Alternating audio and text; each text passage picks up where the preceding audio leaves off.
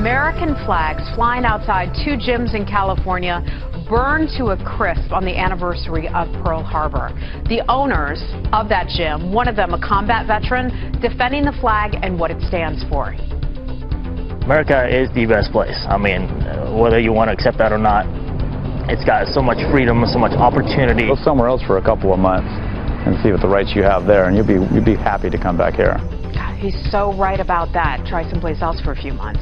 Well, police are still trying to track down the suspect. They've since put up. Here's the worst part of all is, and you mentioned it earlier, she actually, after the video, she asked students to stand if they had supported Trump, and so other students could see who these people were. And then she said, oh, I see nobody standing, so I guess you're too cowardly to admit it. Now, this is a line crosser. This is information we didn't have. We knew they were going after the student who took the video. That's why I came in as a pro bono attorney. We knew that the college Republicans were under attack. We knew that the administration was not going to be helpful, but we did not know until two other students came out and said no. She went further. She wanted to identify, humiliate, and shame the students. That crosses a line. This teacher is unfit to be in a classroom. Well, it's such an abuse of power. I mean, she's the authority figure there, and she's threatening people who disagree with her political views. Yes.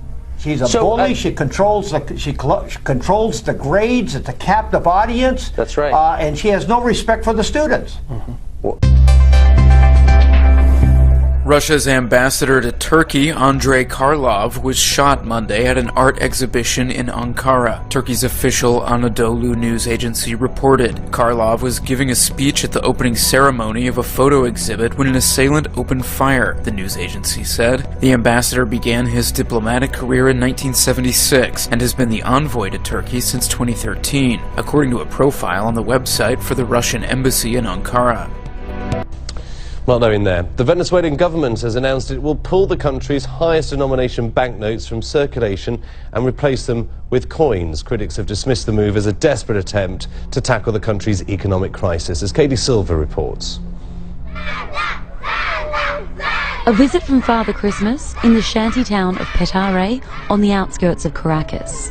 It's a quick break from reality for a country facing drastic food shortages and the world's highest inflation. The 100 Bolivar bill is worth less than 2 American cents, having lost most of its value over the past few years. Now, the government wants to get rid of them altogether. At least 60 people have been killed in Uyo in southern Nigeria after a church roof fell in. Hundreds of worshippers were inside the building attending the ordination of a bishop when it collapsed. It's feared the number of dead could be much higher. The church in the southeast of the country was still under construction. Workers had apparently been rushing to finish it for Saturday's service. The state's governor, who was inside at the time but survived the collapse, has said there will be an investigation into building safety standards.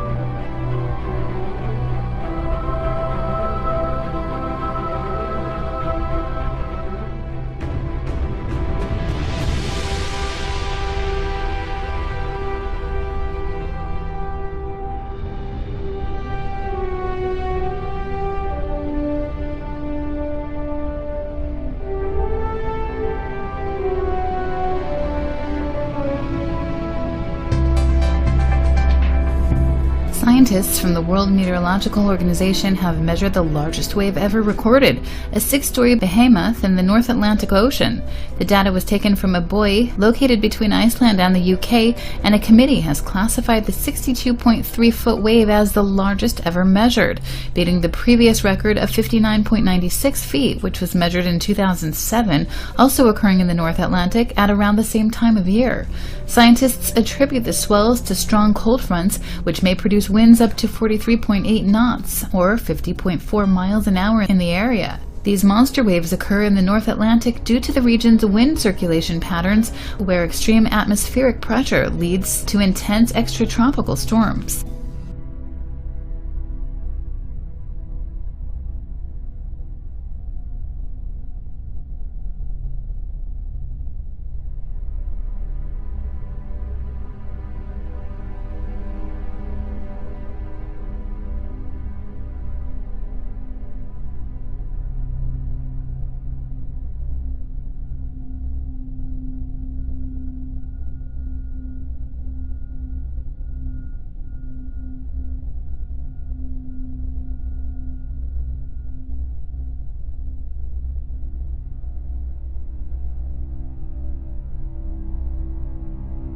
In my house. It's like dog party, right? Mm-hmm. That's funny. It is funny. To watch. Whoa! Earthquake. Big earthquake right now. Big earthquake.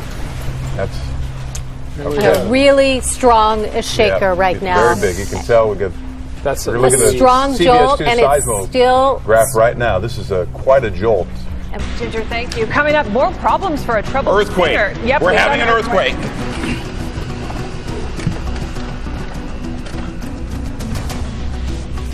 Okay, it appears to have stopped. Yep. We're gonna jump right now to to the U.S. Geological Survey. Let's get right on that right now. That felt very close. Very strong. Yeah, let's get right on that. December the 8th, 2016.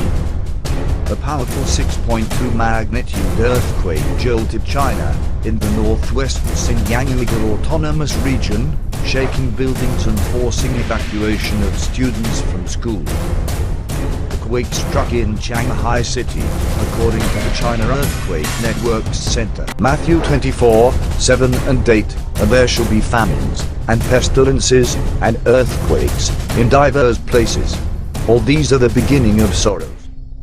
Tonight, a pentagram in downtown Boca Raton, placed right in the middle of a popular family park, has a community up in arms. And many say it's ruining a nearby Christmas display, but now that same community is coming together. That's where we find CBS 12's Kristen Chapman. Kristen, why is it there?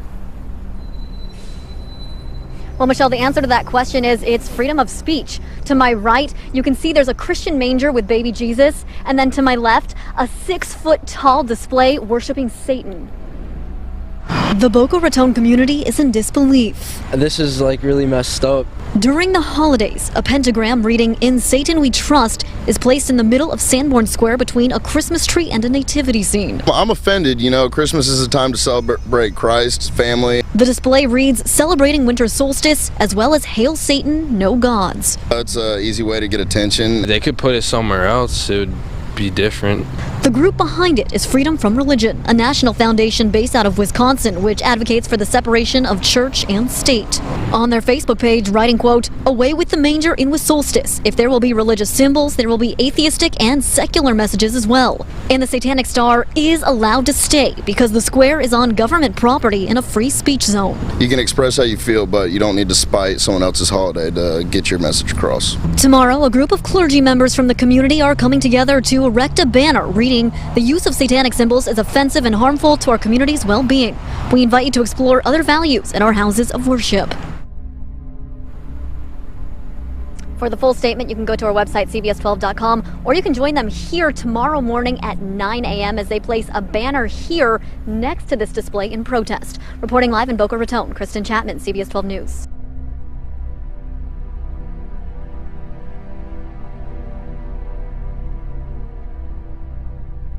tonight, the ACLU of Indiana is suing the town of Knightsville over a cross that is part of its Christmas display. Take a look at the pictures of the display.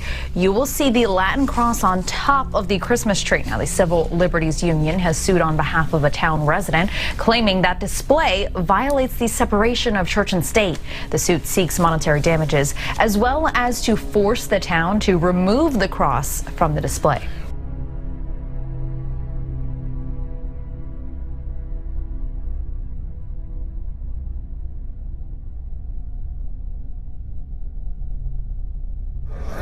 A bombing at Cairo's largest Coptic cathedral has killed at least 25 people and wounded nearly 50 others. Most of the victims are reported to have been women and children. The explosion took place during a packed Sunday morning mass in a chapel adjoining St. Mark's. The cathedral in the capital is the main headquarters of Coptic Christians in Egypt and home to the head of the church, Pope Tawadros II. For the moment, no group has claimed responsibility, but suspicion is likely to fall on Islamist extremists who have attacked Egypt's ethnic Coptic minority in the past. And for most people, Christmas music puts them in the holiday spirit, but a crabby customer leaving this note at a Florida restaurant annoyed over the Christmas music. You cannot make this up. This was the quote: "Christmas music was offensive. Consider playing holiday music or less religious themed." Or consider a different restaurant. I mean, absolutely. Yeah. Well, the owner is so outraged over it, he even decided to post it on Facebook. It's a tradition. It's not about a religion. It's not about anything else. You know, I am a Christian, but I don't push that as my agenda. I don't know if it's a trend in society or what, but to us, it's just scary. He says he did not take to social media to complain, but to protect his staff. Good for him for doing that. I'm Amber Athey. And I'm Cabot Phillips. And we're with Campus Reform. But today, we're the hipsters who stole Christmas. Let's see how many people here at UVA we can get to join our cause. To ban Christmas. Let's do it. I'm with Students for an Inclusive Holiday Season. Okay. And so we are just kind of letting the administration know that a lot of students on campus choose not to celebrate anything in the winter season. Cool. It's like a very Christian normative campus, and so we feel like it's just not really a safe space for people of different faith traditions. Like this time of year, it feels like people can like shove their like holiday like happiness in your face, like Merry Christmas, like ooh, and it just, you know, it gets kind of old. So we're just sending a letter to the administration to be like, hey, like this can be like almost oppressive for some people. Would you guys like to sign? I will totally sign. All right, awesome, yeah. Totally agree with what you're saying. Yeah, like the Christmas lights, and there's been rumors that like a Christmas tree is going to be going up, and like things like that. It just kind of feels like for the non like Christmas celebrating students that it's just kind of like a slap in our face that like we don't get to celebrate anything over winter break.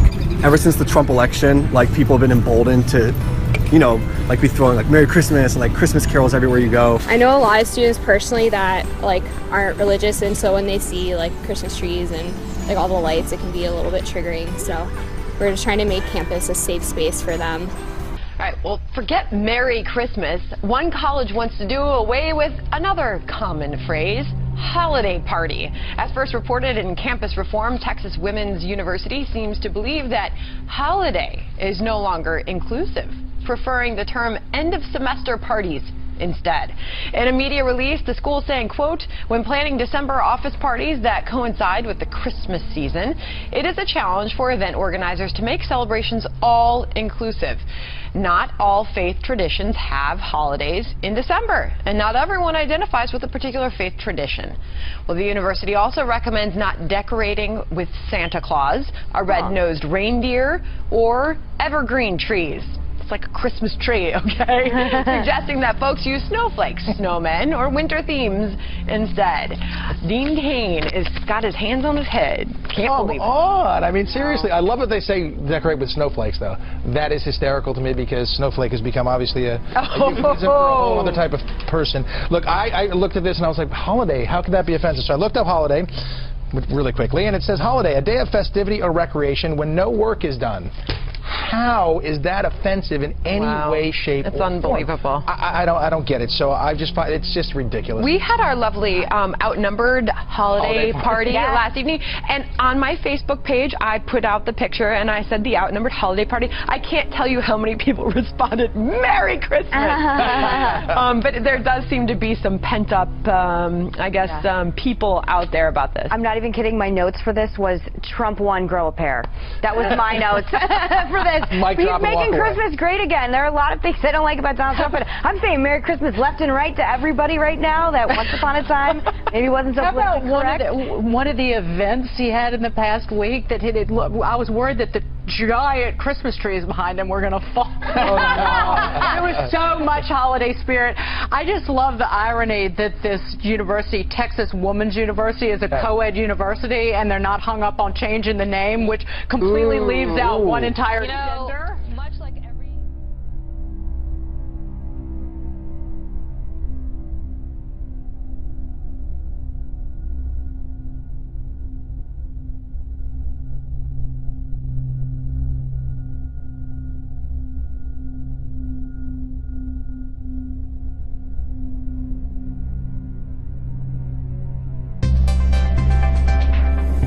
CNN reports that a city in Japan wants to apply QR code stickers similar to the application of microchips on pets to the elderly to ensure that they're easily found when they are lost. Officials in Iruma, near Tokyo, are supplying small waterproof QR code stickers to families with elderly relatives at risk of wandering away from their homes and getting lost. The QR stickers can reportedly last for about a month and can be stuck onto a fingernail or carried around on a key holder. If a person were to ever come across a member of the elderly population, they could simply scan their sticker with their smartphone and find out the wearer's registration number, their hometown, and the telephone number of their city hall. The program is hoping to connect a missing person to their family more easily.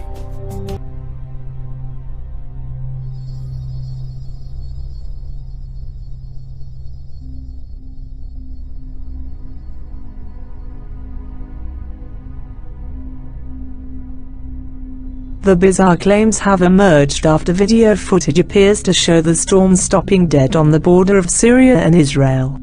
Claims are being made that a biblical storm cloud of dust and rain was sent by God to act as a barrier between Israel and ISIS. The huge storm allegedly stopped on the border of Syria and was unable to enter Israel's Golan Heights region.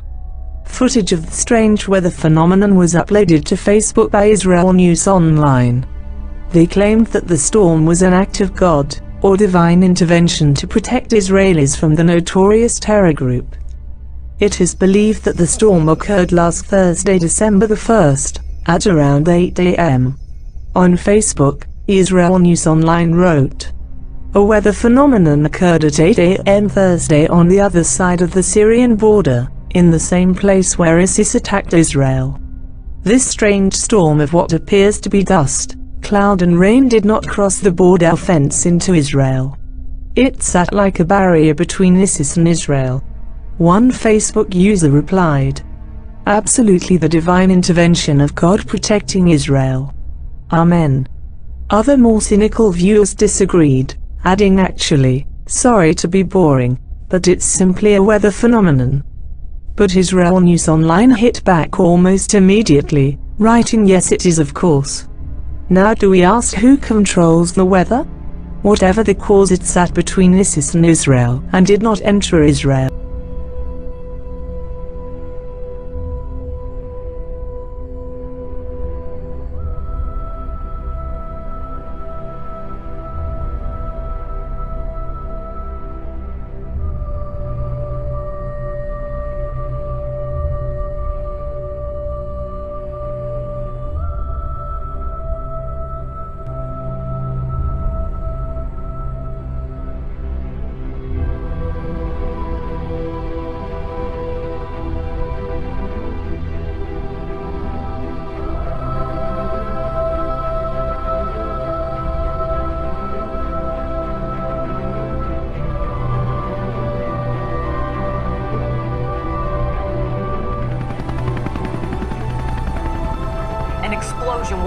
just moments ago at a military base outside of Chicago.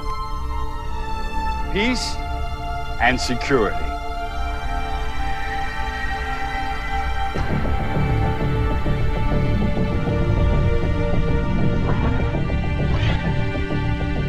Professor, it says here that the chip could trace the purchases of excessive weaponry and stopping terrorist attacks before they start. Do not get that chip. He who testifies to these things says, yes, I am coming quickly. Amen. Come, Lord Jesus.